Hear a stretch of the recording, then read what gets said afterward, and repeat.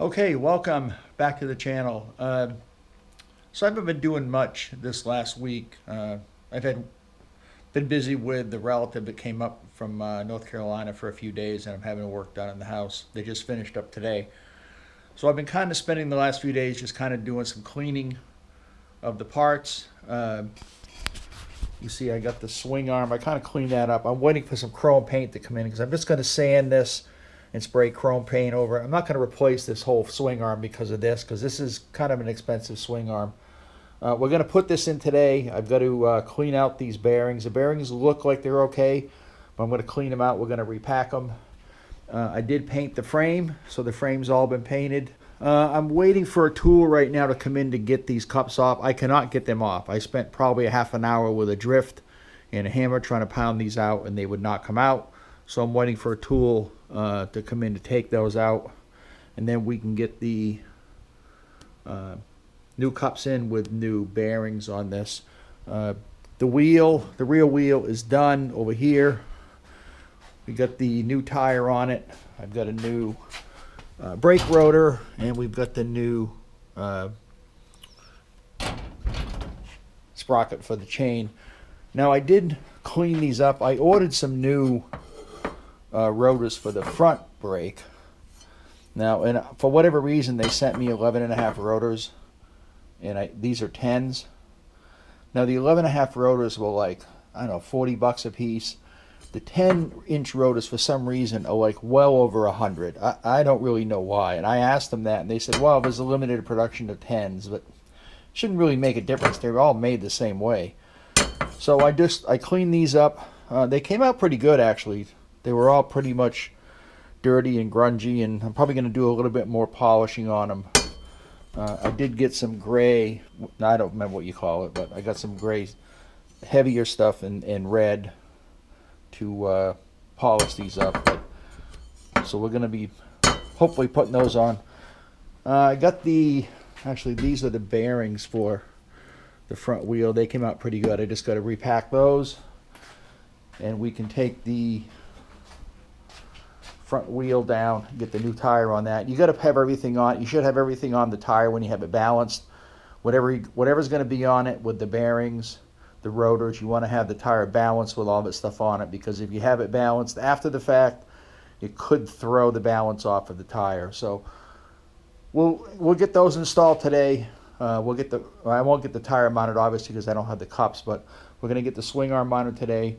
And I think we can probably actually mount the rear tire and start getting the wheels back on this. Okay, so we've got the bearings all clean. I just cleaned them all out, and they look like they're in good shape.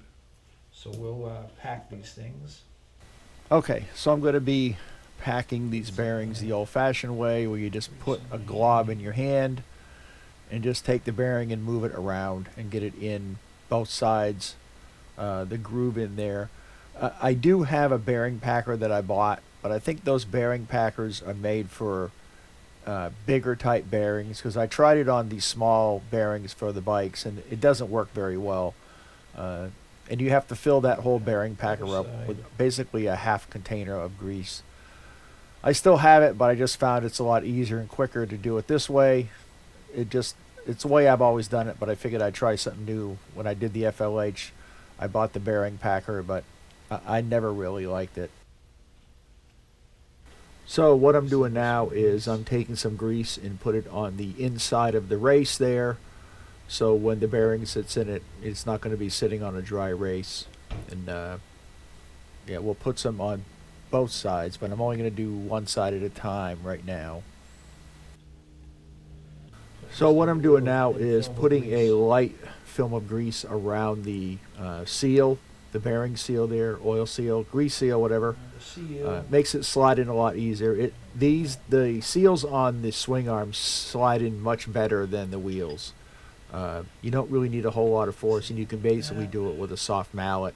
But you'll see in a minute, I use a socket that will fit on the outside of the metal ring on there.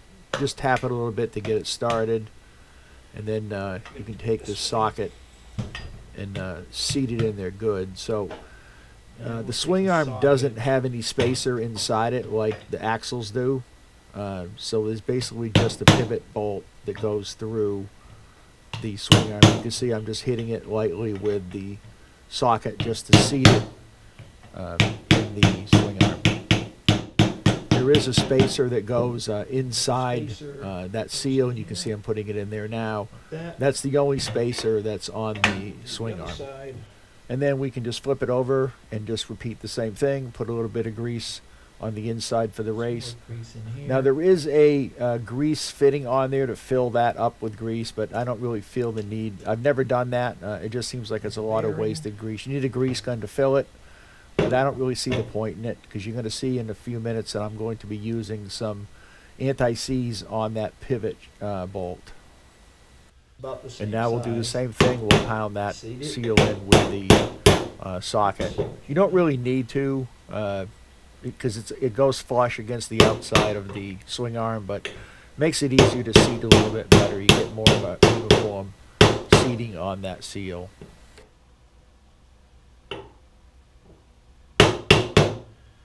See that, and then we have another spacer.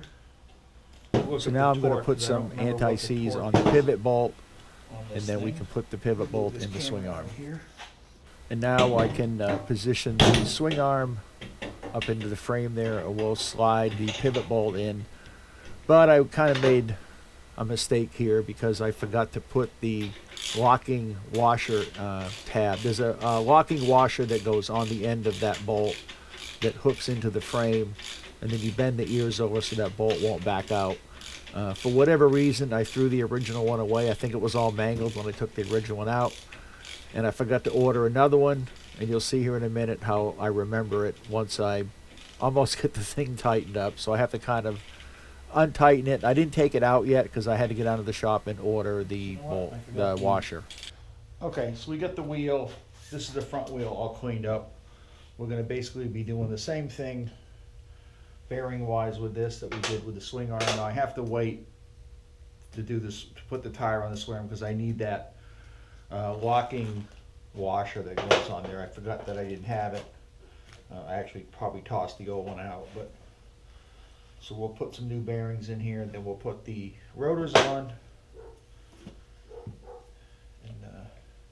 So again, we're going to do the same thing with the front wheel. I've already cleaned the bearings out. They look good. The races look good.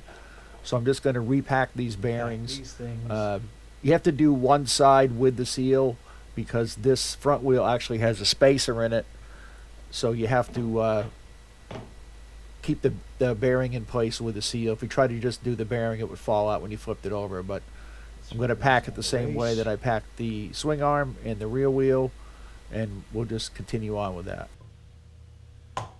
Doing the same thing here that I did on the swing arm, seating the grease seal on the bearing right now, and that goes all the way to the bearing itself.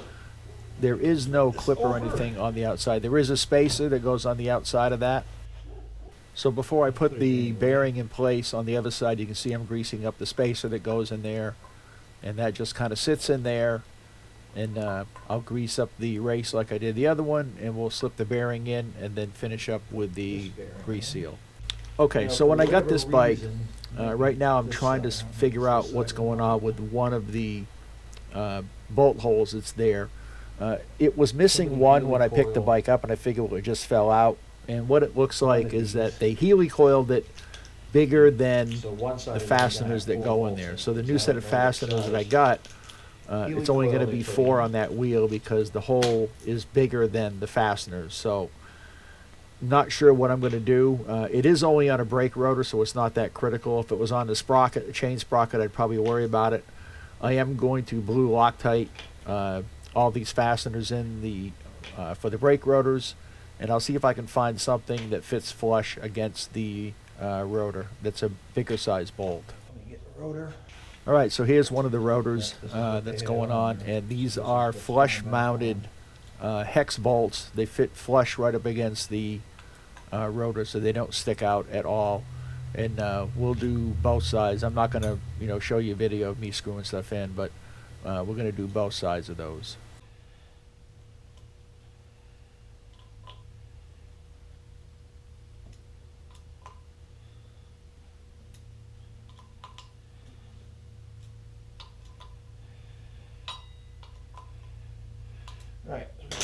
other side what bolt size that is. I know these don't fit.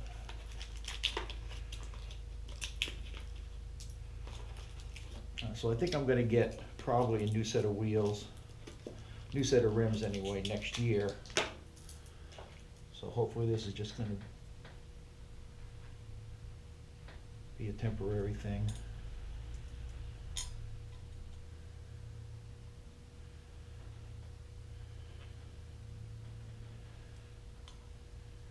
If I remember right, one of these was missing a fastener when I got it, and I was wondering why. Maybe they just didn't have it. It fell out or something, but it's because they didn't have one to fit. Even though the previous owners, the ones that probably had it helicoiled.